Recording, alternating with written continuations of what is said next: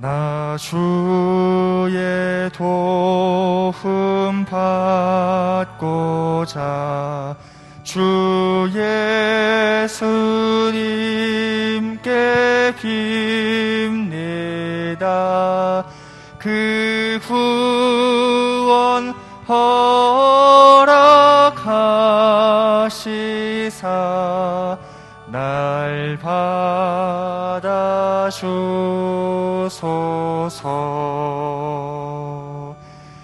내 모습 이대로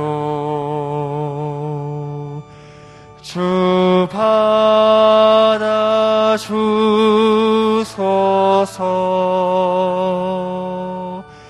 날 위해 돌아가신 주 날 받아주소서.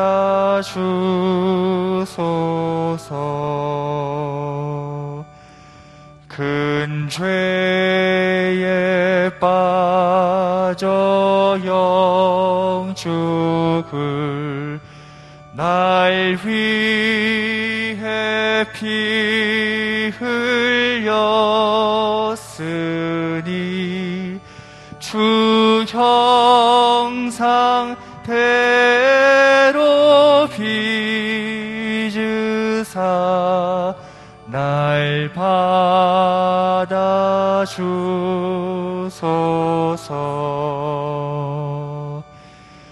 내 모습 이대로 주 받아주소서.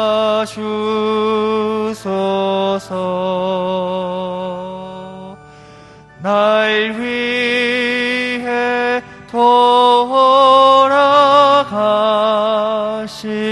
주 날 받아주소서.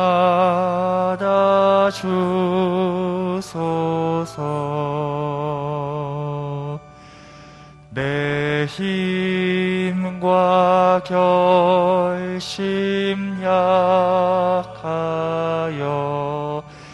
늘 깨어지기 쉬우니 주 이름 의로 구원해 날 받아주소서.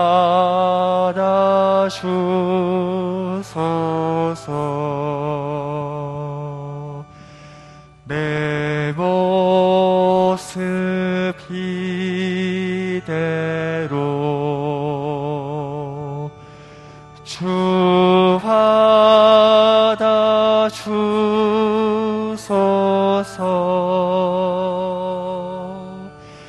날 위해 돌아가신 주 날 받아주소서.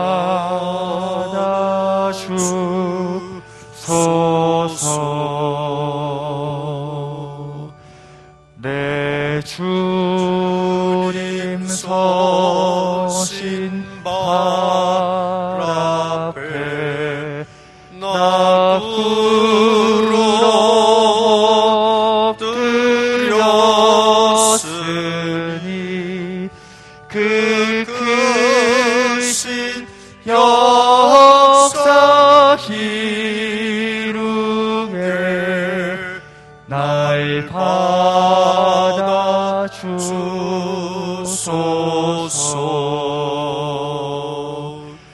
내 모습 이대로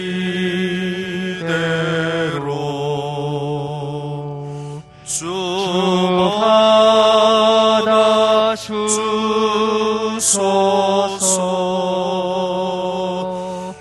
날 위해 돌아가신 주 날 받아주소서.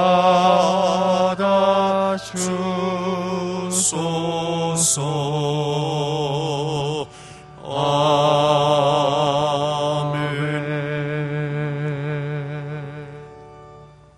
자리에서 다 일어나셔서 임내송 찬송 부르심으로 주일 예배 드리겠습니다.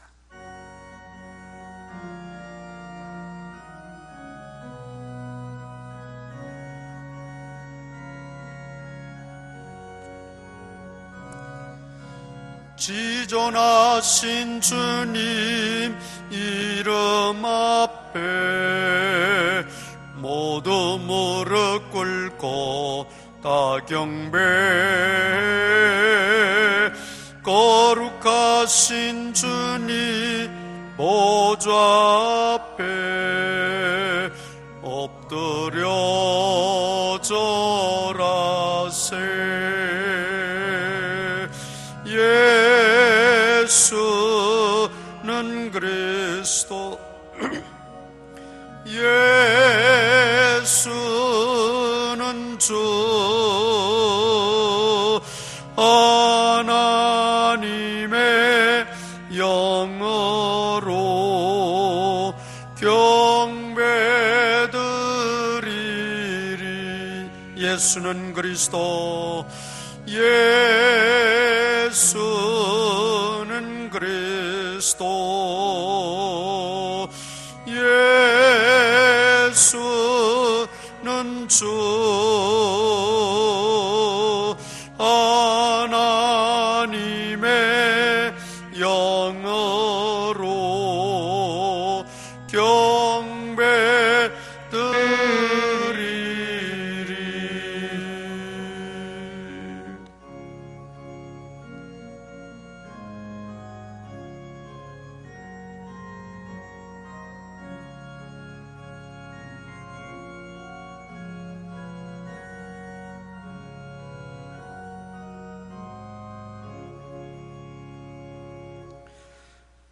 지난 한 주간 동안도 여러 모양 여러 형편 속에 살아가던 저희들을 눈의 동자같이 지키시고 보호해 주셨다가 거룩한 주님의 날 기억하여 주님 전에 불러 모아 주시니 감사합니다. 이 시간도 우리의 마음과 뜻과 정성을 다하여 주님 앞에 거룩한 예배 드리며 살아계신 하나님의 음성을 듣고 하나님을 경험하는 복된 시간, 복된 하루가 되어지게 하여 주옵소서. 예배의 시종을 주님께 의탁하옵고 예수님 이름으로 기도드리옵나이다. 아멘. 전능하사 천지를 만드신 하나님 아버지를 내가 믿사오며 그 외아들 우리 주 예수 그리스도를 믿사오니 이는 성령으로 잉태하사 동정녀 마리아에게 나시고 본디오 빌라도에게 고난을 받으사 십자가에 못 박혀 죽으시고 장사한 지 사흘 만에 죽은 자 가운데서 다시 살아나시며 하늘에 오르사 전능하신 하나님 우편에 앉아 계시다가 저리로서 산자와 죽은 자를 심판하러 오시리라. 성령을 믿사오며 거룩한 공회와 성도가 서로 교통하는 것과 죄를 사하여 주시는 것과 몸이 다시 사는 것과 영원히 사는 것을 믿사옵나이다. 아멘. 공동 고백문 낭독합니다. 나를 주님의 도구로 써 주소서. 미움이 있는 곳에 사랑을, 다툼이 있는 곳에 용서를, 분열이 있는 곳에 일치를, 의욕이 있는 곳에 신앙을, 그릇됨이 있는 곳에 진리를, 절망이 있는 곳에 희망을, 어둠의 빛을, 슬픔이 있는 곳에 기쁨을 가져오는 자 되게 하소서. 위로받기보다는 위로하고 이해받기보다는 이해하며 사랑받기보다는 사랑하게 하여 주소서. 우리가 줌으로써 받고 용서함으로써 용서받으며 자기를 버리고 죽음으로써 영생을 얻게 됨을 깨닫게 하소서. 아멘.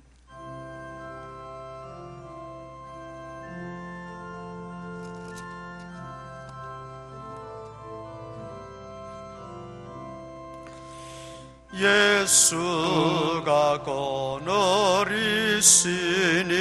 즐겁고 평안하구나. 주야의 짜고 깨는 것 예수가 거느리시네. 주 날 항상 돌보시고 날 친히 거느리시네. 주 날 항상 돌보시고 날 친히 거느리시네. 때때로 괴로움 당하면 때때로 기쁨 누리네. 풍파 중에 지키시고 평안히 인도하시네. 주 날 항상 돌보시고 날 친히 거느리시네. 주 날 항상 돌보시고 날 친히 거느리시네. 내 주의 손을 붙잡고 천국에 올라가겠네.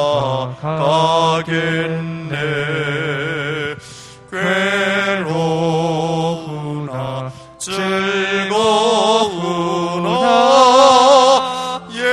예수가 거느리시네. 주 날 항상 돌보시고 날 친히 거느리시네. 주 날 항상 돌보시고 날 친히 거느리시네. 이 세상 이별할 때에 마귀의 권세 이기네. 천국에 가는 그 길도 예수가 거느리시네.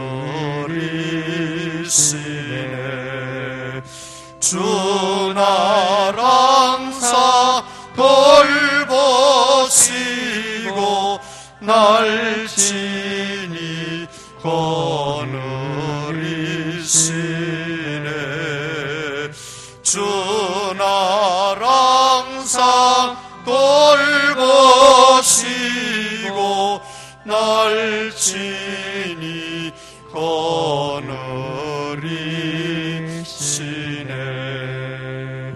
아멘.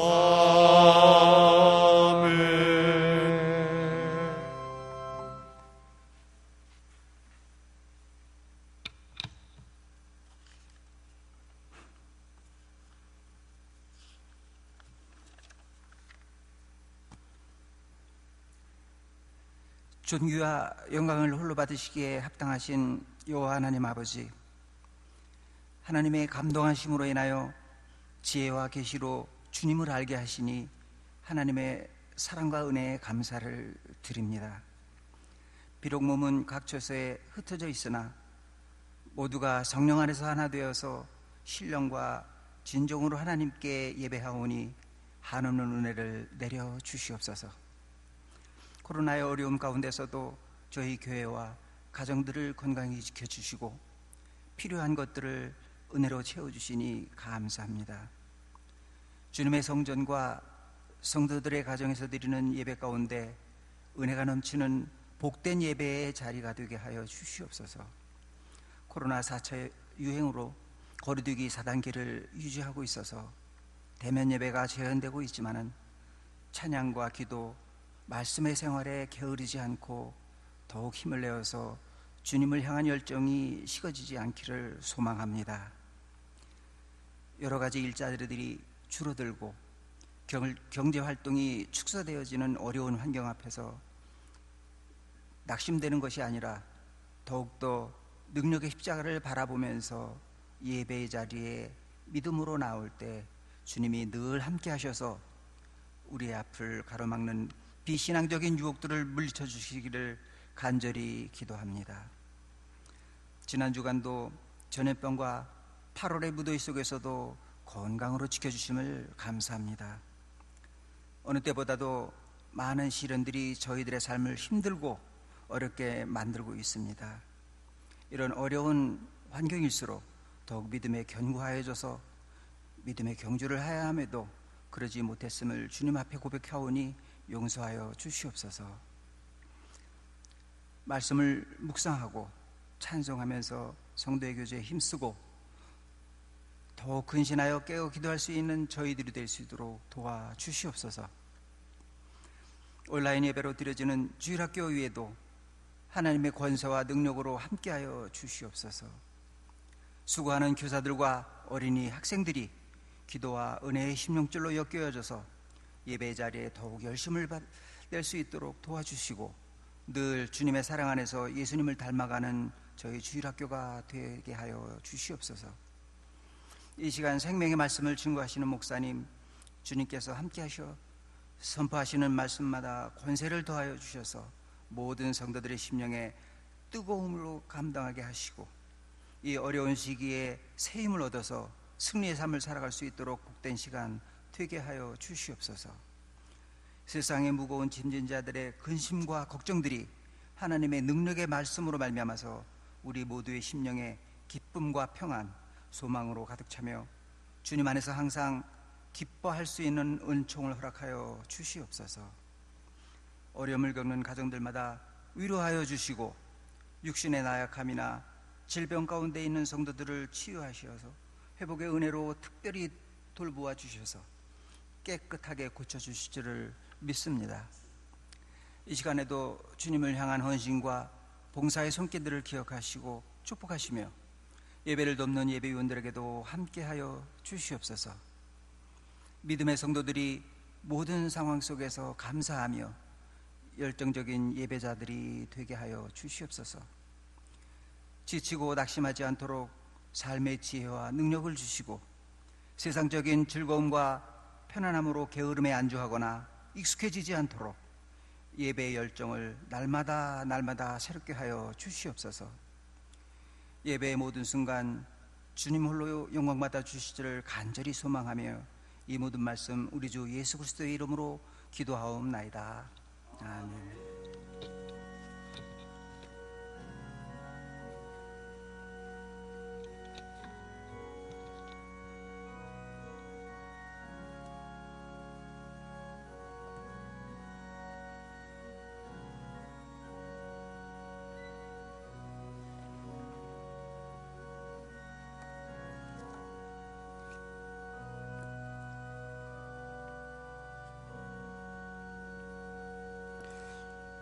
모든 것이 하나님의 은혜입니다. 아버지 하나님 감사합니다. 범사에 감사합니다. 전도팀에게 새 힘과 능력 주시사 교회가 한마음 한뜻으로 힘써 기도하고 행하여 부흥되고 주님의 나라가 확장되게 하옵소서. 하나님 감사드립니다. 어느 누구보다도 주님을 사랑하고 신앙과 인격이 아름답게 자라나 주님 앞에 귀하고 능력 있게 쓰임받는 거룩하고 지혜로운 믿음의 일꾼 되게 하옵소서. 하나님 아버지 감사합니다. 우리 가정이 신앙의 명가가 되게 하여 주옵소서. 우리와 우리의 자녀들과 손자 손녀들이 영혼이 잘된 같이 범사가 잘되고 강건의 복을 주시고 자자손손 믿음으로 살아가게 하옵소서. 하나님 감사드립니다. 교회 영적 본과 성령 충만함과 예배 간격을 통하여 인천 복음화와 세계 선교화에 귀하게 쓰임받는 구원의 방주 되게 하옵소서. 주님 은혜 가운데 이사 무사히 잘하게 하신 것 감사합니다. 성도들과 함께 주님께 예배할 수 있는 은혜 주시니 감사합니다. 주님 앞에 나올 때에 빈손으로 나오지 아니하고 정성을 모아 귀한 예물을 주님 앞에 드립니다. 주일 헌금과 또 11조 선교 1천문제 건축 장학 헌금 등으로, 그리고 감사한 내용과 기도의 소원을 담아 드리는 예물들 주님이 다 아십니다. 그 정성을 보시고 그 중심을 보시고 그 마음의 소원을 아시고 주께서 응답하여 주시되 물질로 인하여 시험되는 일들이 없도록 필요적절하게 공급하여 주시고 부족함 없도록 하나님 채워 주시옵소서. 예수님 이름으로 기도드리옵나이다. 아멘. 마가복음 4장 35절입니다. 마가복음 4장 35절에서 41절까지 제가 봉독하겠습니다.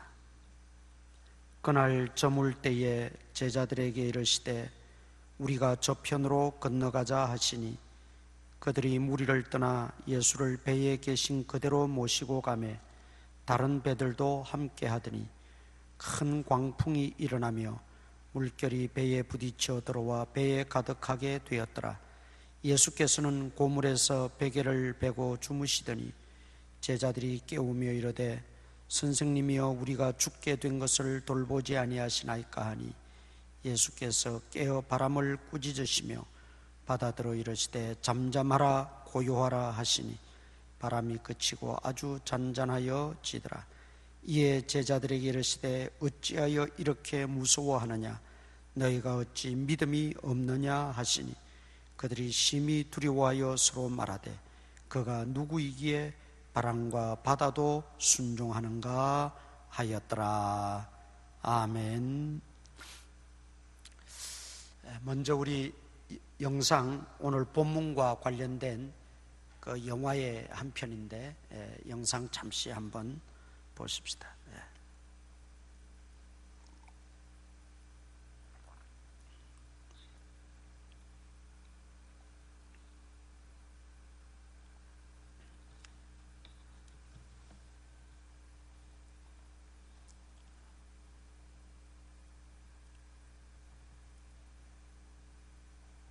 소리 나오게.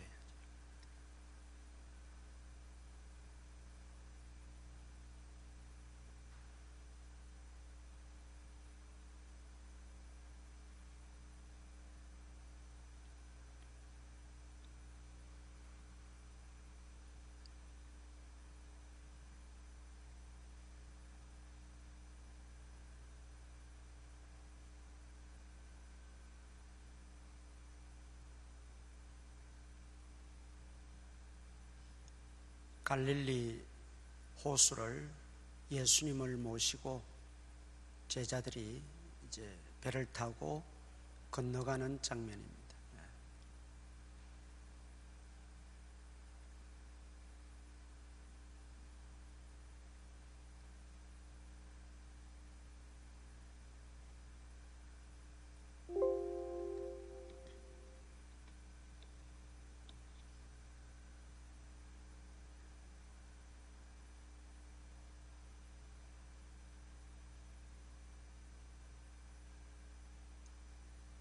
안 되면 놔두시죠 그냥. 끄세요.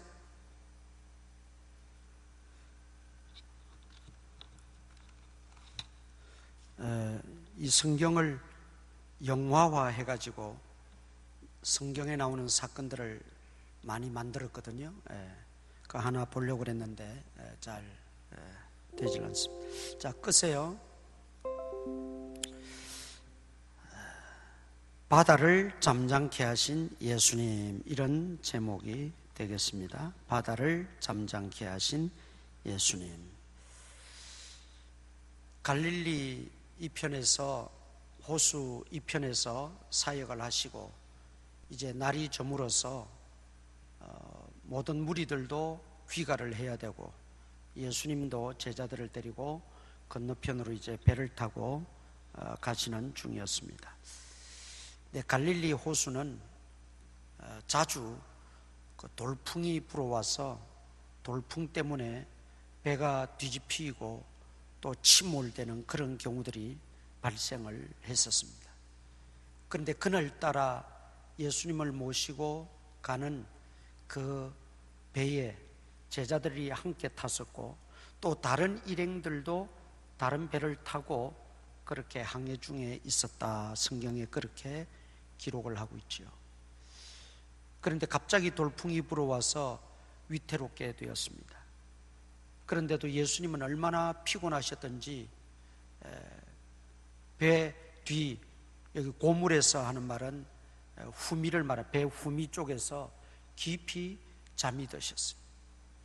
제자들이 나름대로 애를 써서 그 위기를 모면해 보려고 하다가 결국 안 되니까 예수님을 깨우면서 원망 섞인 말로, 지금 이런 위기와 이런 속에 어떻게 예수님이 주무실 수 있습니까?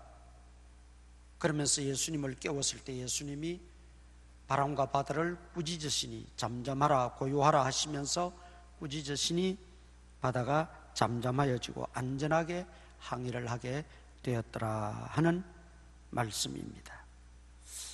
자, 이 사건을 우리는 단순히 갈릴리 호수에서 자주 일어나는 한 사건으로만 치부해버리면 아무런 의미가 없죠. 이 사건이 일어나게 된 그 동기도, 배경도 분명히 목적이 있습니다. 그리고 이 사건을 통해서 예수님이 우리에게 주시는, 제자들에게 또 우리에게 주시는 메시지가 분명히 있다는 것이죠. 우리가 오늘 그 주님의 메시지, 우리에게 하시고자 하는 그 말씀을 우리가 귀 기울여 들을 수 있어야 합니다. 자, 35절 본문으로 다시 돌아가서 35절 봅니다. 그날 저물 때에 제자들에게 이르시되 우리가 저편으로 건너가자, 그렇게 말씀하죠. 그날 저물 때에 그랬어요. 그러면 예수님은 하루 종일 날이 저물 때까지 뭘 하셨느냐? 그게 33절에 나옵니다. 33절 보십시다. 예수께서 이러한 많은 비유로 그들이 알아들을 수 있는 대로 말씀을 가르치셨다. 제자들과 많은 무리들에게 알아들을 수 있을 때까지 많은 비유들을 사용하면서 가르치셨다는 것이죠. 천국 복음을 전파하시고 또 천국에 대하여 가르치셨어요. 하나님의 말씀을 아주 상세하게 알아듣기 쉽게 또 알아들을 수 있을 때까지 반복적으로 가르치셨다, 그 말입니다. 그리고 제자들에게는 또 해석까지 해 주었어요. 34절에 보면 비유가 아니면 말씀하지 아니하시고 다만 혼자 계실 때 그 제자들에게는 모든 것을 해석하시더라. 알아들을 수 있을 만큼 가르쳤는데도 깨닫지 못하니까 제자들에게는 또다시 해석해 주셨다, 그 말이지. 그렇게 하루 해가 다 저물고 이제 갈릴리 호수 건너편으로 건너가는 중에 발생한 사건입니다. 36절 보겠습니다. 36절, 그들이 무리를 떠나 예수를 배에 계신 그대로 모시고 갔다. 예수님이 배에 타셔서 가르치셨어요. 4장 1절 보겠습니다. 4장 1절, 예수께서 다시 바닷가에서 가르치시니 큰 무리가 모여들거늘 예수께서 바다에 떠 있는 배에 올라 앉으시고 온 무리는 바닷가 육지에 있더라. 예수님의 그 하시는 말씀을 좀 더 효과적으로 전달하기 위해서 무태서 배를 약간 띄우고 그 배에 예수님은 앉으시고 무태 있는 회중들을 향해서 말씀을 가르치고 전하셨다, 이 말이죠. 그리고 다른 배들도 함께 했다. 건너가는 일행들이 또 있었다는 것이죠. 예수님을 모시고 가는 제자들의 배도 있었고 다른 배들도 있었다는 것입니다. 그런데 어떤 일이 벌어졌습니까? 37절, 큰 광풍이 일어나며 물결이 배에 부딪혀 들어와 배에 가득하게 되었더라. 배가 지금 이제 가라앉을 지경이 됐다는 것이죠. 이렇게 되기까지 제자들이 가만히 있지는 않았겠지요. 여러모로 그 난국을 헤쳐나가기 위해서 발부둥치고 애를 썼을 겁니다. 자기들의 지금까지의 그 모든 경험을 총동원해서 그 위기를 모면해 보려고 애를 썼을 것입니다. 그런데 물은 점점 차들어옵니다. 이제 꼼짝없이 침몰할 수밖에 없는 지경에 이르자 그때 예수님을 깨우는 것입니다. 38절 보겠습니다. 예수께서는 고물에서 베개를 베고 주무시더니 제자들이 깨우며 이르되 선생님이 우리가 죽게 된 것을 돌보지 아니하시나이까. 우리가 죽게 되었다라는 표현을 쓰고 있어요. 그야말로 절체절명의 순간인 거지요. 이제 더 이상 힘을 쓸 수 없고 더 이상 어떤 노력을 해도 의미가 없는, 방법이 없는 마지막 그런 순간이라는 것입니다. 그래서 하다 할 수 없게 되니까 그때 예수님을 깨웠다는 것입니다. 그러자 예수님이 일어나셔서 이제 바람을 꾸짖으시고 바다들에 이르되 잠잠하라 고요하라 하시니 바람이 그치고 잔잔하여졌다. 자, 우리가 여기서 첫 번째 중요한 교훈이 있습니다. 예수님을 모시고 가는 제자들의 배도 돌풍을 만나 가라앉을 위기에 처했고 다른 배들도 마찬가지였을 거예요. 예수님을 믿는 사람에게도 예수님을 모시고 사는 가정에도 큰 풍랑은 있을 수 있다는 뜻입니다.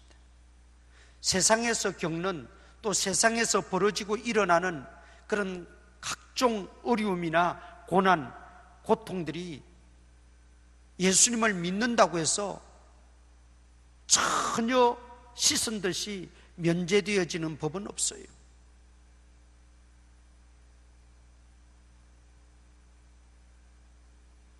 우리가 주님을 잘 섬기고 주님을 잘 믿고 또 순종하고 주님 앞에 우리가 헌신하고 충성함에도 불구하고 우리에게는 때때로 이런저런 고난이 찾아오고 또 그 고난으로 인하여 고통을 겪고 어려움을 당하고 괴로워하고 갈등하고 그럴 수 있다 이 말이죠.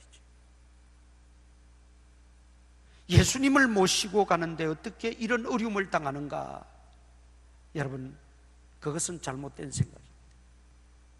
큰 풍랑이 몰려올 때는 예수님이 탄 배도 제자들이 탄 배도 그렇지 않은 다른 일행의 배도 동일하게 어려움을 겪고 역경을 만난다는 것이죠. 그렇다면 왜 하나님이 살아계시면 우리 가정에 이런 어려움을 주시나 나에게 이런 시련을 주시나 할 것이 아니라 그런 어려움과 역경 속에서 어떻게 대처하고 그것을 어떻게 극복할 것이냐를 구하고 찾는 것이 지혜로운 사람이고 성도의 도리라는 것입니다. 그런데 제자들의 태도를 보면 처음부터 예수님께 아뢰고 예수님을 깨웠더라면 아마 그렇게 큰 고생은 안 하고 또 큰 마음의 무서움은 덜했을 것입니다. 그런데 나름대로 자기들 노력을 다 기울이고 자기들 힘을 다 쓰고 안 되니까 예수님을 깨웠다는 거죠. 때로는 우리의 노력이 선행되어져야 될 경우도 있습니다. 우리의 어떤 힘과 우리의 어떤 노력을 무시하는 것이 아니라 내 힘으로 내 노력으로 헤쳐나갈 수 있는 것은 또 헤쳐나가면서 기도하면서 그렇게 사는 것이 잘못된 것은 아니에요. 그러나 그 근본이, 우리 마음의 그 중심 근본이 분명히 주님이 같은 배에 계심에도 불구하고, 곁에 계심에도 불구하고 당연히 자기가 다 할 수 있는 것인 양, 자기가 다 할 수 있는 것처럼 자만에 빠져서 주님은 아랑곳하지 않고 그저 자기 힘으로 해보려고 하는 인본주의적인 것, 자기 위주, 자기 중심적인 것, 이것은 여러분 신앙과는 다른 문제입니다. 이거는 신앙인의 태도는 아니에요. 지금 제자들의 모습 속에서 우리가 간과하지 말아야 될 것은 바로 그 부분이고, 우리 자신도 그렇지 않은가 하는 것을 살펴봐야 돼요. 예수님이 곁에 분명히 계심에도 불구하고 그들은 경험이 있어요. 노하우가 있어요. 이 정도는 여러 번 경험해봤기 때문에 헤쳐나갈 수 있는 어떤 테크닉도 가지고 있어요. 그러니까 예수님은 안중에도 없는 거예요. 자기 힘으로 할 수 있다는 거죠. 자기들 능력으로도 이 정도야 헤쳐나갈 수 있다고 생각하는 거죠. 이게 인본주의고 자기중심적이라. 이거는 신앙적인 게 아니에요.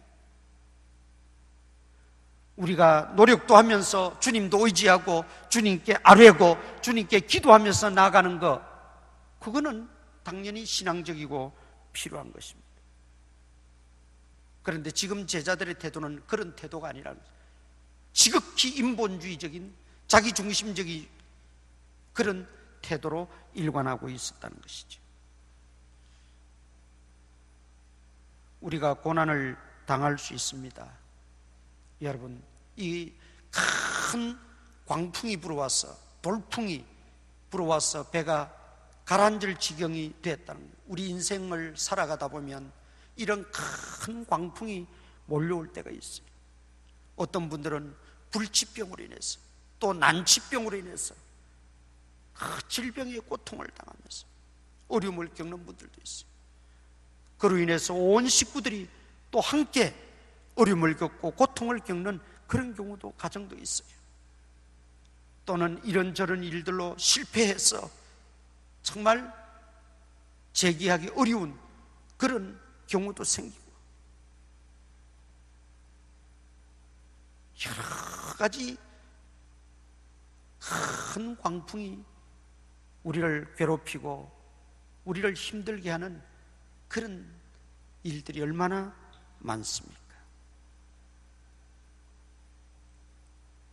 내가 예수 믿기 때문에, 내가 예수님을 모시고 살기 때문에, 우리 가정이 예수님을 모신 가정이기 때문에 그런 것은 없을 거야 생각하는 것도 착각입니다. 또 그런 거는 있어서는 안 돼라고 생각하는 더 불신앙적입니다. 얼마든지 있을 수 있고 겪을 수 있는 일이라는 거죠. 그렇다면 우리 인생 항해에 있어서 그 키를 누가 쥐고 있느냐? 제자들은 자기들이 쥐고 있다고 생각한 거예요. 선장이 자기라고 생각했던 거죠. 그러나 이 광풍을 이겨내고 이 난관을 극복하고 내게 닥치는 그런 여러 가지 환난, 역경, 시련들을 우리가 너끈히 이겨내기 위해서는 내가 선장이 되어서는 안 돼요. 예수님이 선장이 되셔야 됩니다. 내 인생 항해에 있어서 예수님을 선장으로 모시고 항해하면 안전한 것이죠. 안전한 것입니다. 그래서 오늘 먼저 우리가 기억해야 될 것은, 믿는 성도들에게도, 성도들의 가정에도 때때로 큰 광풍이 불어올 때가 있다. 그걸 원망하거나 누굴 탓하거나 거기에 절망하지 말고, 아하, 지금까지 내 인생에, 우리 가정에 선장 노릇을 내가 했구나. 선장이신 주님은 다 뒤로 밀어놔 버리고 내가 선장 노릇을 했구나. 주님 용서하여 주옵소서. 이 배의 키를 주님이 맡아 주시옵소서. 우리 가정의 선장이 되어 주시옵소서. 내 인생의 선장이 되어 주시옵소서. 맡겨야 돼요. 끝까지 고집하다가는 결국 난파되고 가라앉고 마는 것이죠. 예수님만 믿으면 인생이 탄탄대로가 되고 만사형통식으로 생각해서는 안 됩니다. 예수님이 이 땅에 계실 때도 얼마나 많은 고난과 역경과 핍박과 박해가 있었습니까? 욥은 의인이요 정직한 자요 하나님 보시기에 의로운 자라고 했어요. 그런 의로운 성도였던 욥에게도 그런 큰 고난이 있었지 않습니까? 우리가 예수님을 믿는 목적이 그저 만사형통하고 탄탄대로하고 잘 승진하고 잘 성공하고 자녀들이 다 형통하고 그게 목적이 되어서는 안 된다는 거죠. 그런 것들이 신앙의 목적이 되어서는 안 된다는 겁니다.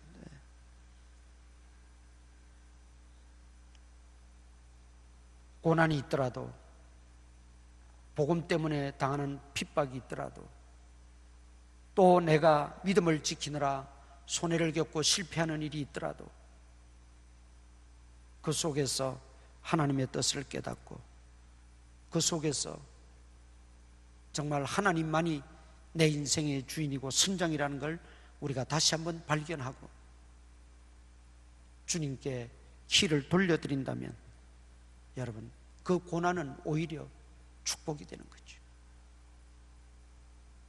때로 하나님이 욥을 더 단련시키시고 욥에게 갑절의 복을 주시기 위해서 예상치 못한 그런 고난과 역경도 허락하실 때가 있어요. 성도들에게도. 그럴 때마다 우리가 우리 신앙이 한 차원 더 성장해가고 더 하나님 앞에 가까이 나아가고 정말 인생의 주관자, 모든 역사 만물의 주권자는 하나님 한 분뿐이시라는 걸 더욱더 인식하고 깨닫고 더 하나님 의지하게 된다면 그 고난은 오히려 축복이라는 것입니다. 그 광풍은 오히려 우리로 하여금 더 잘 나아가게 하는 역할을 한다는 것이죠. 그런데 오늘 본문 38절 보십시다. 38절 보면 예수께서는 고물에서 베개를 베시고 주무셨다 그랬어요. 주무셨다. 너무나 대조적이지요. 얼마나 피곤하셨으면 주무셨을까요? 성경에 보면 우리 예수님의 지극히 인간적인 그 모습들을 그대로 보여주는 구절들이 있지요. 때로는 배고파하셨고 또 슬픈 가정에 가서는 눈물을 흘리시기도 했고 때로는 성전을 장사치들의 마당으로 바꾼 그 성전 마당에서는 분노하시고 상을 엎으시기까지 하는 그런 예수님의 모습 속에서 우리는 그 예수님이 진정 참 인간으로 이 땅에 오셨다 하는 걸 알 수 있어요. 예수님의 인성이지요. 우리 예수님은 양성을 가지고 계세요. 신성과 인성을 가지고 계신 분이에요. 참 하나님, 참 인간, 완전한 하나님, 완전한 인간. 50대 50이 아니라 100% 완전한 하나님, 100% 완전한 인간. 그 인간적인 면모를 오늘 본문에서 보여주고 있다는 것이죠. 지금도 그런 경향이 없잖아 있습니다만은 예수님이 승천하시고 난 이후 초대교회는 이 예수님의 신성만 믿는 부류들이 있었고 때로는 인성만 인정하는 부류들이 있었어요. 이 둘 다 이단이지요. 동정녀 마리아를 통해서 나신 예수님은 신성과 인성을 다 가지고 계신 분이세요. 바로 39절에 보면 알 수 있잖아요. 예수께서 깨어 바람을 꾸짖으시며 바다들어 이르시되 잠잠하라 고요하라 하시니 바람이 그치고 잔잔하여지더라. 이것은 예수님의 신성면, 신성적인 측면이에요. 자연을 다스리시고 주관하시는 분, 창조주 하나님의 권능이지요. 신성적인 면이에요. 우리는 예수님을 믿을 때 단순히 성자 예수님, 그러니까 그때 성자라는 것은 성부, 성자, 성령이 아니라 세계 4대 성자 중에 한 분, 이 정도로만 알고 믿어서는 안 된다 이 말이죠. 그분은 하나님이시요 동시에 하나님의 아들이시요 우리의 구주 메시아로 이 땅에 오신, 인간의 몸을 입고 오신 예수 그리스도. 인성과 신성을 우리는 확실하게 믿을 때 그분이 진정으로 우리의 구세주가 될 수 있는 겁니다. 신성만 가지고는 우리의 구주가 될 수가 없어요. 인성만 가지고서도 우리의 구주가 될 수가 없어요. 예수님은 인성은 가지셨지만 성경에 뭐라 그랬어요? 죄는 없으시더라 그랬어요. 왜? 우리 죄인들을 구원할 자이시기 때문에. 죄는 없으시더라. 예수님은 이렇게 인성을 가지고 우리 인간이 겪는 어려움, 고난, 역경, 핍박, 박해, 온갖 시련, 온갖 멸시 다 겪으셨어요. 즉 히브리서 기자의 말대로 우리 인간이 경험할 수 있는, 몸으로 친히 경험할 수 있는 모든 것들을 주님이 다 겪으셨다. 그러기에 누구보다도 우리 믿는 성도들의 그 아픔과 고통과 그 어려움을 잘 이해하시는 분이십니다. 본인이 이 땅에서 인간의 몸을 입고 다 겪으신 일들이기 때문에. 그러므로 우리는 우리의 아픔과 우리의 슬픔, 또 우리의 어떤 고통, 어려운 문제, 큰 광풍이 몰려와서 죽을 위기에 처하는 그런 순간에도 먼저 겪으신 주님께 다 내어놓고 주님께 아뢰기만 하면 되는 거예요. 주님을 깨우기만 하면 된다. 주님은 다 알고 계세요. 자, 39절 다시 봅니다. 예수께서 깨어 바람을 꾸짖으시며 바다들어 이르시되 잠잠하라 고요하라 하시니. 자, 여기에 특이한 표현이 있지요. 예수께서 깨어 바람을 꾸짖으셨다. 꾸짖으셨다. 큰 광풍이, 지금 돌풍이 불어와서 바다가 지금 파도가 일어나서 침몰 위기에 당했지 않습니까? 그래서 예수님은 그 바람을 꾸짖으셨다. 그냥 바람아 잔잔하라, 바다야 잠잠하라 그러면 될 터인데 꾸짖으셨다는데 우리는 또 의미가 있음을 깨닫게 됩니다. 꾸짖으셨다.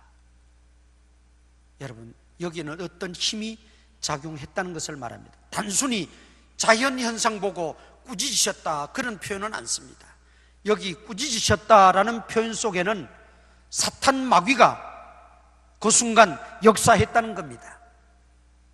사탄 마귀가 큰 광풍을 몰아서 지금 예수님과 제자들이 탄 배를 위기로 몰아갔다는 것입니다. 예수님은 영적인 안목을 가지시고 그걸 먼저 보신 거예요. 어쩌면 마귀는 이 제자들을 마치 밀 까부르듯 키에 우리가 이렇게 키질을 해서 알곡은 안으로 들어오고 쭉정이는 다 밖으로 떨어지도록 치질을 하는 행위가 지금 이 순간이라는 거죠. 그래, 너희가 정말 믿음이 있노라 떠들고 믿음이 있노라 생각하지 너희가 정말 얼마나 믿음이 있는가 한번 보자. 마귀가 바람을 이용해서 큰 광풍을 통하여 지금 이들을 위기 속에 빠뜨리고 침몰 속에 빠뜨렸다. 그러면 문제는 뭡니까? 제자들이 본 것은 단순한 자연적 현상만 보았습니다. 그러니까 그걸 인간적인 힘으로 해결해 보려고 한 겁니다. 그러나 예수님은 영적인 안목을 가지고 보셨어요. 마귀의 장난이라는 거예요. 마귀의 시험, 마귀의 유혹이라는 거죠. 그래서 꾸짖으셨다는 것은 그 바람을 유발한, 그리고 그 바람을 통하여 겁을 주고 제자들을 미혹해 한 그 사탄을 꾸짖으셨다는 것입니다. 에덴 동산에서도 사탄 마귀는 뱀을 이용해서 선악과를 따먹게 하는 일을 저질렀어요. 그 뱀 자체가 사탄이 아니라 사탄이 그 뱀을 도구로 사용했다는 것이죠. 그 배후에는 사탄 마귀가 있었다는 거죠. 마찬가지로 이 풍랑, 이 큰 광풍, 이 배후에는 사탄 마귀가 있었기 때문에 예수님은 꾸짖으셨다는 표현을 써요. 그렇다면 우리 그리스도인들이 이 세상을 살면서 구분을 잘해야 됩니다. 분별력이 있어야 돼요. 이게 단순히 자연적인 현상인지 사탄의 계략이고 괴계고 미혹인지 분간을 잘해야 된다는 거죠. 그러려면 어떻게 해야 돼요? 영적인 안목이 있어야 된다는 거예요. 예수님의 그 안목, 예수님의 그 시각을 우리도 가져야 된다는 거죠. 영적인 안목으로 보고 판단하느냐 그렇지 않느냐는 엄청난 결과를 낳게 되는 거예요. 초두에 말씀드렸죠. 자기들은 그런 위기 속에서도 여러 번 살아남았고 그런 위기를 극복해낸 그런 경험도 있다 보니까 자기 힘으로, 자기 노력으로, 자기들 경험으로 해보려고 애썼다는 거예요. 그런데 영적인 안목이 있어서 사탄이 우리를 시험하는 것이구나, 사탄이 우리를 위기 속으로, 우리를 불안 속으로 몰아넣어가지고 얼마나 주님을 의지하는지, 얼마나 믿음의 사람답게 행동하는지 보려는 이 사탄의 계략이구나, 그걸 영적인 안목으로 먼저 보고 깨달았다면 그들은 인간적으로 노력하려고 먼저 하지 않았을 거예요. 당장 예수님을 깨웠을 거예요. 예수님, 사탄 마귀가 지금 우리를 밀가부르듯 하려고 합니다. 주님 도우소서. 이렇게 된다는 거죠. 그러니까 우리가 자연현상인지 사탄의 괴계인지를 분간할 수 있는 영적인 안목을 길러야 된다. 영적인 안목은 어떻게 길러질 수가 있습니까? 제자들은 수없이 예수님 곁에서 좋은 말씀, 위대한 말씀 다 들었어요. 그리고 예수님의 행하시는 놀라운 이적들 많이 보았어요. 그러면 지금 이 순간도, 이 위기 속에서도 주님을 모시고 가니까, 주님이 함께 계시니까, 아니 주님이 우리와 함께 물에 빠져 익사하시겠는가? 여러분, 그런 생각 한번 가져야 되지 않아요? 저도 믿음이 있는 사람이라. 그러면 왜 무서워해요? 왜 염려해요? 그런데 제자들 속에는 그런 믿음이 전혀 없었다는 거죠. 그래서 예수님이 다 잠잠케 하신 이후에 40절 보십시다. 이에 제자들에게 이르시되 어찌하여 이렇게 무서워하느냐? 너희가 어찌 믿음이 없느냐 하시니. 예수님이 믿음을 말씀하고 있는 거죠. 믿음을.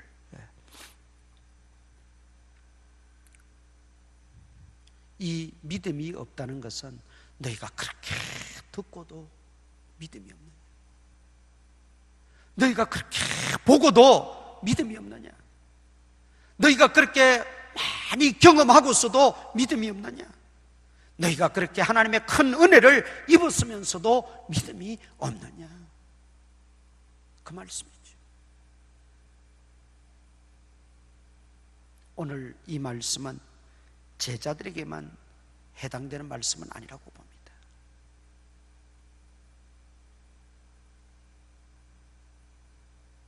오래 믿은 연수가 우리의 믿음의 분량을 키우는 것은 아닙니다. 내가 가진 직분이 내 믿음을 키우고 성숙시키는 것은 아닙니다. 그 분량과 그 직분 결코 약한 것은 아닙니다. 귀하지 않는 것도 아닙니다. 참으로 귀하고 힘이 있는 것입니다. 그러나 근본적으로 예수님 말씀을 직접 듣고 아까도 말씀드렸죠. 깨달을 수 있도록 해석까지 해주는데 그만한 특혜가 어디 있고, 그만한 진짜 개인 과외로 치자면 요즘 아주 고액과외, 쪽집게 과외 이런 소리를 하는데, 그것 이상의 예수님의 가르침을 받았던 제자들이, 들었던 제자들이, 보았던 제자들이, 경험했던 제자들이 오늘 우리들에게도 마찬가지입니다. 중요한 것은 뭐냐? 그 모든 것들을 통해서 내 믿음으로 삼아야 되는 거예요.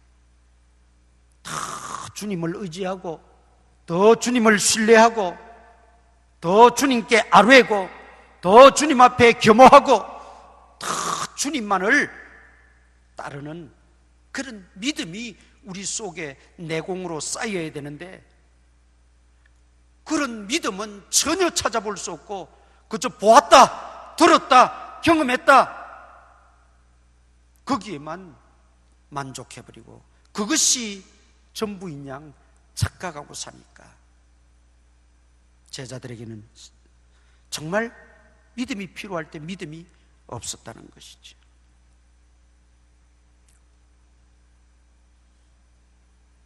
오늘 우리들도 이 악한 세대를 살아가면서 정말 필요한 것은 바로 믿음입니다.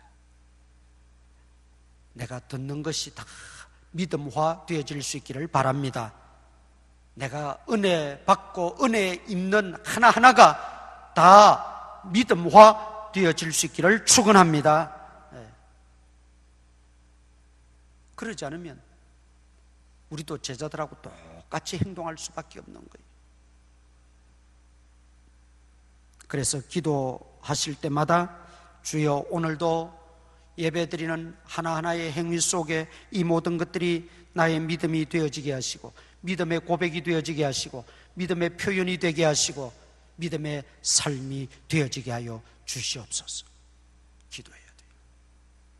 오늘 말씀 듣는 것이 단순히 듣고만 그치고 마는 것이 아니라 이 말씀을 통하여 내 믿음이 생기고, 믿음이 자라고, 믿음이 성숙하여지고, 세상에서 믿음으로 세상을 이기며 살아가는 믿음의 사람 되게 하여 주시옵소서. 그 기도가 필요하다. 그럼 제자들에게는 그게 없었어요. 듣는데 그냥 즐거움을 느낀 거예요. 구경하고 보는데 희열을 느낀 거예요. 그게 전부가 아니거든요. 그게 본질이 아니거든요. 정말 신앙의 모든 행위 하나하나들이 믿음으로 연결되지 않고, 믿음으로 쌓여지지 않고, 믿음으로 고백되어지지 않고, 믿음으로 표현되지 않고, 믿음으로 살아가지 못하면 그건 다 의미 없는 거예요.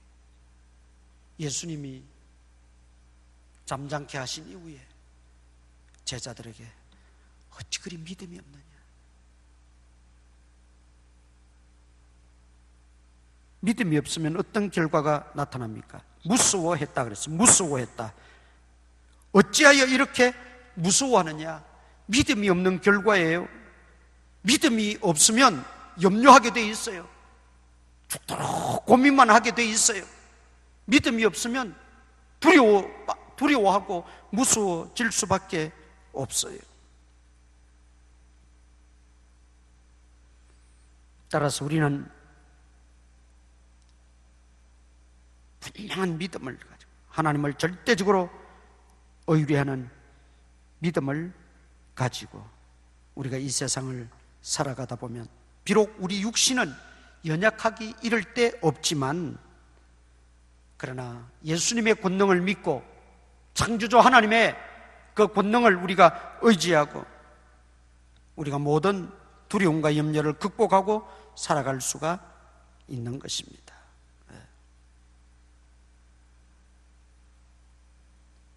신앙의 위인들도 다 두려움이 많았어요. 왜? 두려움은 인간의 본능적 감정이에요. 무서워하는 것은 인간의 본능적 감정이에요. 그런데 이 본능적 감정이 언제부터 왔느냐? 범죄하고 난 이후에 왔어요. 아담과 하와가 하나님 말씀 불순종하고 범죄한 이후에 숲에 숨어가지고 아담을 찾을 때 내가 하나님의 음성 들으니 무서워서 숨었나이다 그랬어요. 무섭다는 말이 그때 처음 나와요. 범죄한 이후에 나온 결과입니다. 무슨 말이에요? 하나님과 단절되면, 믿음이라고 하는 것은 하나님과 나 사이를 끈끈하게 맺어주는 이 굳센 밧줄인데 이 밧줄이 끊어져 버리면 두려움이 오는 거예요. 무서움이 오는 거예요. 염려가 몰려오기 시작하는 거예요. 온통 고민만 가득 차게 되는 거예요. 그래서 이 믿음은 두려움을 극복하는 능력입니다. 하나님 앞에 범죄하기 전에는 하나님하고 얼마나 따뜻한 관계고 친분이 좋았어요. 아담과 하와가. 그런데 범죄하고 나서 그러면 하나님과 멀어지게 됐어요. 두려움이 왔기 때문에. 따라서 우리는 이 두려움의 문제, 염려의 문제를 이길 수 있는 비결은 결국은 하나님과 더 끈끈한 믿음의 관계를 유지해야 되는 거예요. 창세기 14장에 보면 아브라함이 몹시 두려운 상태, 견딜 수 없는 공포 상태로 빠졌던 적이 있습니다. 왜 그랬느냐면 소돔 고모라에 그 롯이 조카가 살았는데 종이 하나 와서 알려주기를 연합군들이 쳐들어와 가지고 다 뺏어갔다는 거예요. 아이들, 여자들, 짐승 가축들까지 다 가지고 그냥 나갔다는 거예요. 그래서 집에서 기르던 군사를 거느리고 가서 그걸 다 찾아오지요. 다 찾아옵니다. 찾아왔으면 끝날 줄 알았는데 이제 여기저기서 들리는 이야기가 있어요. 그 연합군을 이긴 군대가 과연 무슨 군대냐? 사람들이 의문을 가지지 않겠어요? 아니 그 강력한 소돔성을 멸하고 다 빼앗아올 정도의 연합군을 이길 군대가 또 있단 말이냐? 우리 주변에?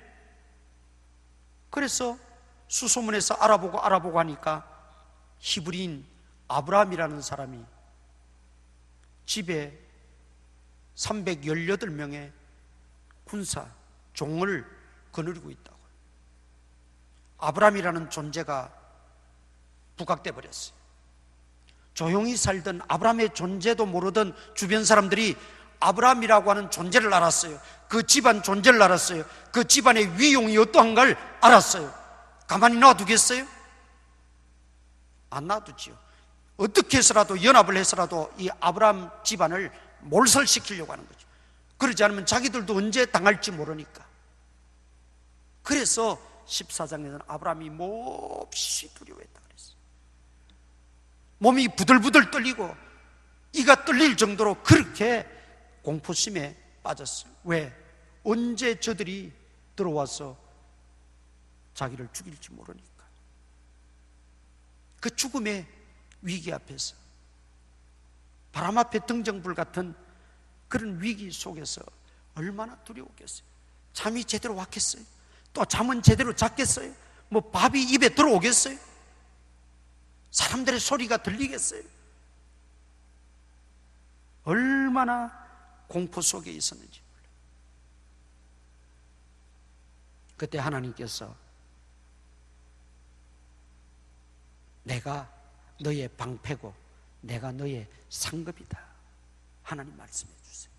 내가 너의 방패고 내가 너의 상급이다. 방패는 지켜주신다는 거예요. 보호해 주신다는 거예요. 내가 너의 진정한 보호자가 되겠다는 거예요. 상급은 내 모든 것 하나도 잃지 않는다는 거예요. 그 말씀을 듣고 아브라함은 비로소 안심을 하게 되고 평안을 찾게 됩니다. 그렇습니다, 여러분. 왜 염려하고 불안해하고 두려움이 올까요? 결국은 믿음의 문제라는 거예요. 단순히 자연현상, 돈이 좀 있다가 없고 내가 좀 성공했다가 실패하고 이런 문제가 아니라는 겁니다. 근본적인 거는 믿음의 문제. 내가 하나님과 단절되지 않고 하나님과 끈끈하게 튼튼한 밧줄로, 믿음의 밧줄로 묶여만 있으면 하나님이 우리의 상급이 되어주시고 하나님이 우리의 방패가 되어주시니 두려울 것 없는 겁니다. 또 두려움을 많이 경험했던 사람이 다윗이지 않습니까? 뭐 더 이상 다윗에 대해서는 설명은 안 하겠습니다. 다윗이 얼마나 많은 두려움을 안고 살았어요. 그러나 그가 시편 27편에서 여호와는 나의 빛이시요 나의 구원의 생명이시니 여호와는 나의 반석이시요 나의 피할 바위시니 내가 누구를 무서워하리요?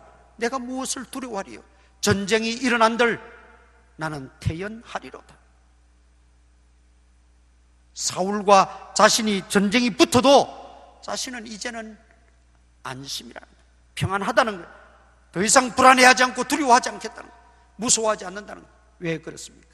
하나님이 피난처가 되어주시고 하나님이 그의 힘이 되어주신다고 약속했기 때문에. 그렇다면 오늘 우리가 이런 세상의 여러 가지 불어닥치는 풍랑으로 인하여 두려움에 쌓이고 염려와 불안에 쌓일 때 우리가 그것을 극복하고 이길 수 있는 비결은 뭡니까? 하나님과의 관계를 개선하는 겁니다. 내가 지금 그런 지경이 있다는 건 하나님과의 관계가 비틀어졌기 때문에 그래요. 비틀어졌기 때문에 그렇다는 거예요. 하나님과의 관계를 개선하고 내가 하나님과 정말 하나 되어 있는가? 정말 하나님과 내 이 믿음의 밧줄이 단단히 묶여져 있는가? 끊어지지는 않았는가? 우리가 그것을 살펴봐야 된다. 그리고 내 믿음을 다시 한번 새롭게 만든다면 우리에게 일어나는 모든 염려거리와 절망과 두려움은 자연히 물러가고 해결되어 진다는 것입니다. 그래서 우리가 인생은 넓은 바다에서 항해하는 존재인데 우리가 배를 타도 믿음의 배를 타야 됩니다. 인생을 살아도 믿음으로 사는 인생이 되어야 된다 이 말이죠. 그러면 어떤 풍랑과 파도가 몰려와도 두려워하지 않을 수가 있습니다. 바울이 로마로 호송하러 배를 타고 가는데 갑자기 유라굴로라는 큰 광풍이 불어와서 배가 뒤집힐 지경, 모든 물건들을 다 바다에 다 던지고 배를 가볍게 해서 어떻게라도 어디라도 도달하려고. 그래도 소용이 없었어요. 그런데 그 밤에 하나님이 바울에게 나타나셔서 뭐라고 말씀합니까? 내가 내 생명과 여기 탄 모든 사람들 생명을 내가 지켜주겠다. 너는 두려워하지 말라. 바울은 두려워하지 않았어요. 자신 있게 외쳤어요. 두려워하지 말라. 하나님이 이런 큰 위기는 당하고 고생을 하지만 생명에는 전혀 지장 없다고 했다. 하나님을 믿지 않는 사람들은 여전히 두려워했어요. 여전히 불안했어요. 그러나 바울은 평안하게 항해하고 멜리데섬에 안착을 했습니다. 여러분, 기억할 것은 어떤 자연을 통해서 위기가 온다든지 우리에게 어떤 넘지 못할 큰 산과 같은 그런 어떤 어려움이 닥칠지라도 그 모든 것을 다스리시고 주관하시는 분은 창조주 하나님이시라는 거예요. 그분의 아들 예수 그리스도시라는 거예요. 성경에 뭐라고 말했습니까? 예수 그리스도는 모든 만물의 머리가 되셨다고 그랬어요. 주권자가 되셨다 이 말입니다. 그러므로 주권자 되시는 그 예수님을 우리는 더욱더 굳게 의지하고 힘들수록 위기에 처할수록 더욱더 신뢰하고 가까이 나아갈 때 하나님의 주권을 통하여 그 모든 문제가 해결되어지고 두려움은 극복해질 줄 믿습니다. 오늘 이사야 41장 10절에 보면 두려워하지 말라 내가 너와 함께함이니라 놀라지 말라 나는 내 하나님이 됨이니라 내가 너를 굳세게 하리라 참으로 너를 도와주리라 나의 의로운 오른손으로 너를 붙들리라. 여러분, 이 말씀을 날마다 묵상하시면서 어려울 때마다 두려움에 처할 때마다 진정으로 하나님의 도우심이 필요할 때마다 암송하시면서 어려움을 극복해내고 두려움에서 해방되어지고 염려에서 승리하는 우리 성도님들 되시기를 주님의 이름으로 축원합니다. 기도하겠습니다. 이 시간 우리 묵상으로 말씀을 의지하고 하나님의 돕는 은혜를 구하며 기도하시기 바랍니다. 지금까지 나는 주님을 곁에 두고서도 깨우지 못하고 의지하지 못함으로 나 혼자 두려움에 빠지고 염려에 빠지고 불안해했던 적이 없습니까? 이제 예수님을 깨우시기를 바랍니다. 예수님께 아뢰시기를 바랍니다. 예수님만을 의뢰하시기를 바랍니다. 그분은 창조주 하나님이시여 만물의 주권자 머리 되시는 분이십니다. 해결하지 못할 문제가 없고 자연적, 초자연적 모든 권능을 한 손에 쥐고 계신 분이고 사탄의 능력을 홀로 제어하시는 분이십니다. 오늘 그분께 우리는 더욱더 나아가고 믿음의 밧줄을 든든히 할 수 있는, 그래서 세상에 일어난 여러 가지 예기치 못한 어려움들, 무서운 일들, 두려운 모든 사건들 다 극복해내고 살아갈 수 있도록 우리 하나님 앞에 결단하시면서 기도하십시다. 아버지 하나님, 아버지 하나님, 오늘도 우리에게 말씀을 주시니 감사합니다. 듣기만 하여 자신을 속이는 자들이 되지 않게 하시고 깨닫게 하시고 순종하게 하시고 고백하게 하시고 표현하게 하시고 살아가게 하여 주시옵소서. 믿음으로 살아가게 하옵소서. 믿음으로 세상을 이기게 하여 주시옵소서. 믿음으로 하나님을 기쁘시게 하는 자들 되어지게 하시고 믿음으로 간증하며 지내게 하여 주시옵소서. 믿음 없는 자가 되지 않고 믿는 자가 되어지게 하여 주시옵소서. 창조주 하나님, 전능자 하나님을 주여 붙들고 그분을 신뢰함으로 의지함으로 나아가게 하여 주시옵소서. 아버지 주님, 아버지 어찌하여 이렇게 무서워하느냐, 어찌하여 이렇게 염려하느냐, 불안해하느냐, 우리에게 말씀하시는 주님의 음성을 듣게 하여 주옵소서. 모든 염려, 걱정, 불안, 두려움이 다 사라지게 하시고 오직 전능하신 주님만 의지하게 하여 주시옵소서.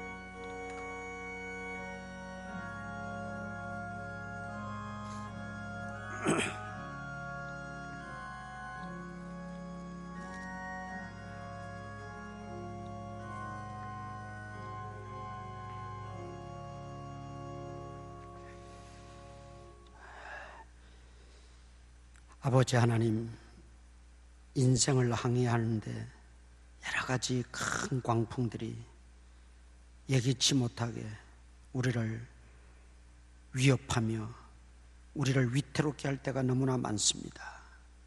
이럴 때마다 자신의 경험과 지식에만 의존하지 말게 하시고 또 우연을 바라보지 않게 하시고 곁에 계시는 주님을 의지하고 주님을 깨우고 주님께 맡기고 의뢰하는 우리의 믿음이 되어지게 하여 주시옵소서.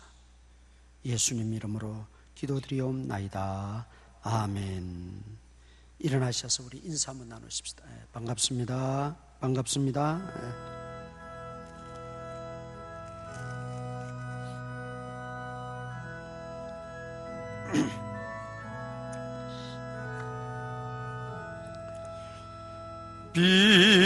비바람이 칠 때와 물결 높일 때에 사랑 많은 우리 주 나를 품어주소서.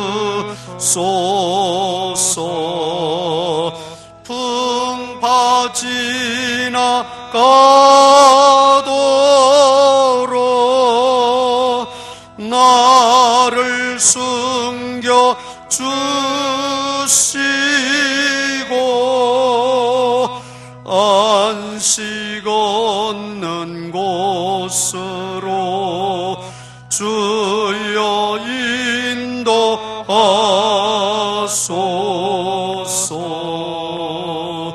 나의 영혼 피할 때 예수밖에 없으니 혼자 있게 마시고 위로하여 주소서.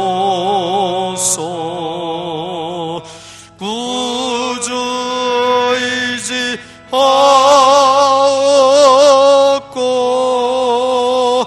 도와주시 비오니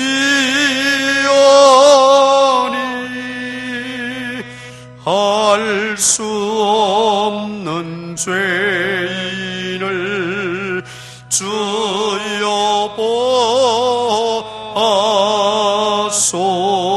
보아소서. 전능하신 예수께 나의 소원 있으니 병든 자와 맹인을 고쳐주십니다.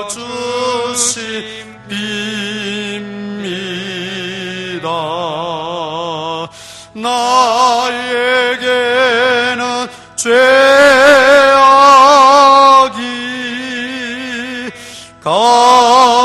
가득하게 찼으나 예수께는 진리와 은혜 충만하도다.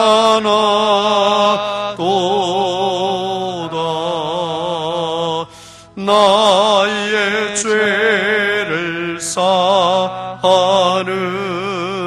주의 은혜 크도다.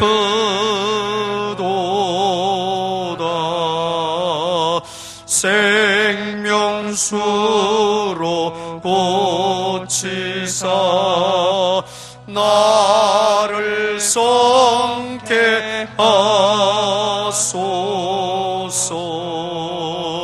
생명수는 예수님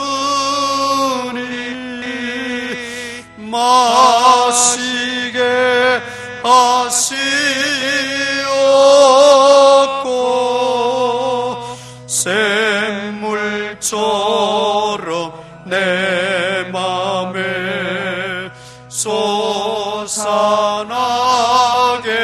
하소서. 아멘.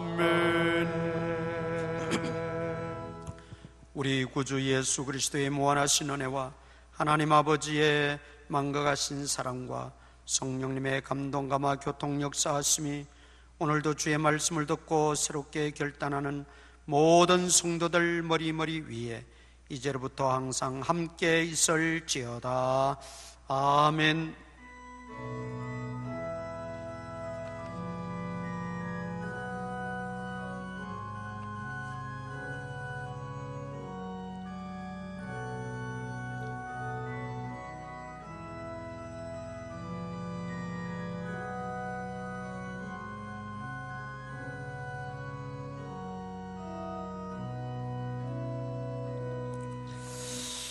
자리에 앉아 주시기 바랍니다. 먼저 우리 영문 편지 띄워줄 수 있나요?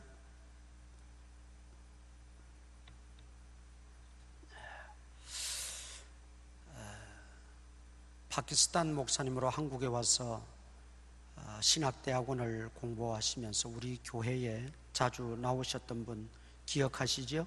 살림바티 목사님이라고. 그 목사님이 몹시 심한 당뇨로 고생을 많이 했습니다.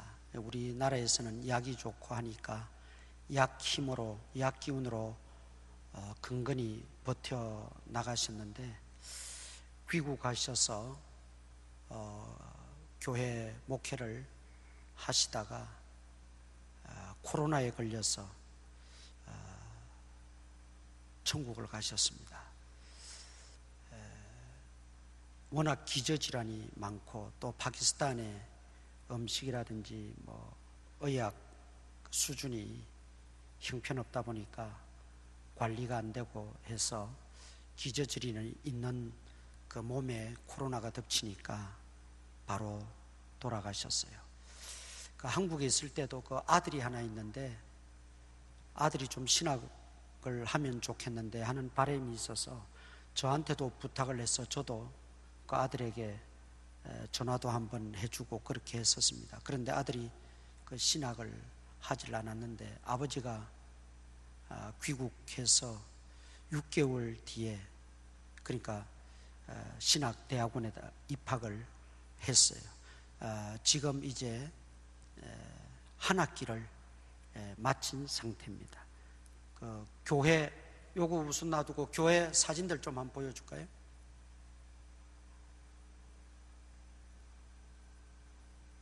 네. 좀 이렇게 줌 땡길 수 있나요? 안 되나요? 저 앞에 저게 강도상입니다. 십자가 있고 저 아들이 지금 설교하는데 저 좁은 교회 그냥 타닥타닥 앉아서 마스크도 없어요. 끼지도 않고 그냥. 또 하나 또 다른 거 있죠? 예배 또 이건 아이들도 많아요. 아이들도 한 40명 가까이 돼요. 어른들이 한 60명 돼요. 또 다른 사진 있나요? 예배 드리는 거. 됐습니다. 그 영문 띄워나오십니다. 그 아들이 이제 아버지가 돌아가시고 나서 교회를 맡아서 목회를 하는데 올해 유독 가뭄이 심해가지고 먹을 식수가 없는 겁니다. 전에도 먹더라도 거기는 석회질이고 하니까 양질의 좋은 물을 마실 수가 없어요.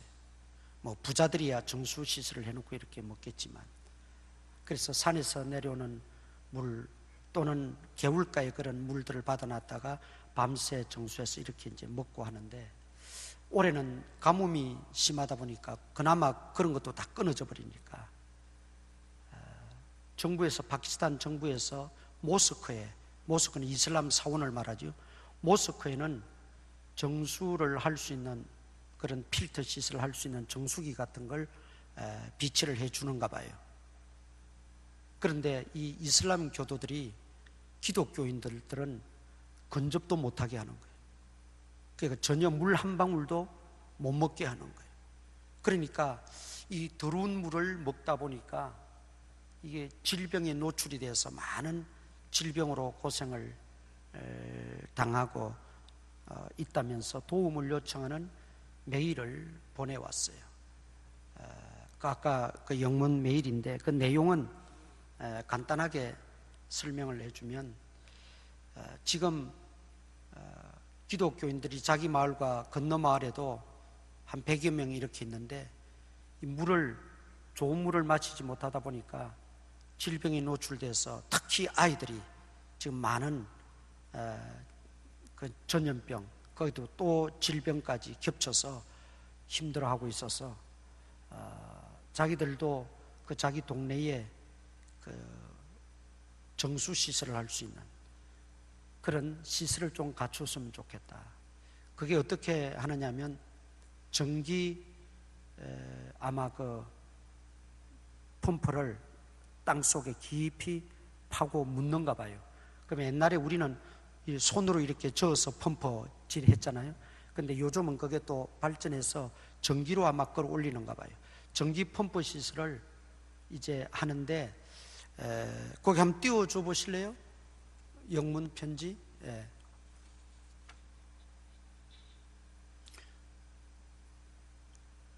1,500불 정도 든다고 그래요. 1,500불. 그 인건비하고 그 기계값하고 1,500불 정도 잘 보이나요? 1,500불 정도가 인건비 포함해서 그 그걸 펌프를 하나 묻는데 1,500불이던데요. 그래서 하나는 자기들이 어떻게 하든 할 수가 있는데 이쪽 동네 저쪽 동네 두 동네이기 때문에 하나는 어떻게든 자기들이 해결하겠는데 다른 하나는 도움을 좀 필요로 한다 하면서 메일을 이제 보내왔습니다. 1,500불이면 한 우리나라 돈으로 한 180만 원 정도, 180만 원 정도, 또 뭐 수수료 보내는 송료 다 이런 거 하면 한 크게 잡아서 한 200만 원 정도 하면 충분히 될 것 같습니다. 제가 어려운 부탁을 드리는 것은 여러분들이 감동되시는 대로 자유롭게 우리가 조금씩 이렇게 모으면 십시일반하면 좀 이렇게 그 우물을 하나 우물 파는 건 아니지만 그 펌프 하나 해서 식수 해결을 좀 해줄 수 있지 않을까 그런 생각을 합니다. 그리고 이거는 또 선교적인 차원에서 이슬람 교도들이 사실은 정부에서는 다 함께 먹으라고 해놓은 건데도 기독교인들을 핍박하고 못 먹게 만드는 거예요. 그러니까 선교적인 차원에서도 우리가 필요하겠다 하는 생각이 있습니다. 우리 다음 주에 오실 때 파키스탄 우리 우물 헌금이라고 해서 감동되시는 대로 성의껏 조금씩 해주시면 모아서 이제 송금을 하도록 그렇게 하겠습니다. 그 다음 우리 4단계가 2주간 연장이 되면서 그 예배 드리는 인원은 조금 상향 조정이 됐어요. 그래서 우리 일부 예배를 다음 주일부터 9시 반에 드리고 11시 예배를 다시 드립니다. 드리고 오후 2시 전과 같이 그렇게 드리려고 합니다. 다음 주부터는 1부, 2부, 3부를 다 나누어서 그렇게 드리도록 하겠습니다. 주일학교도 다음 주부터는 재개되어집니다. 그렇게 하시고 우리 교회가 구청에 300석으로 등록이 되어 있어요. 300석. 300석이 등록이 되어 있으면 10% 모이라 그러거든요. 그러면 30명이 한 번에 예배 드릴 수 있고 시간과 공간은 별도입니다. 그러니까 11시에 예배 드려서 이 장소에는 30명 이상이 넘으면 3층에 올라가서 예배 드리면 명수에 관계없이 드릴 수가 있다는 거죠. 그래서 30명까지는 가능하고 그 다음에 우리 19명까지 전과 같이 19명까지는 이제 100명 이하에는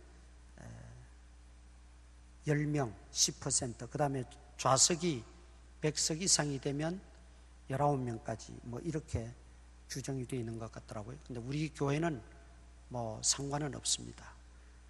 다 거기에 해당되지 않으니까 99명은 1000명이 모여도 99명까지만 드리라는 거예요. 그게 얼마나 이 웃기는 일인지 몰라요.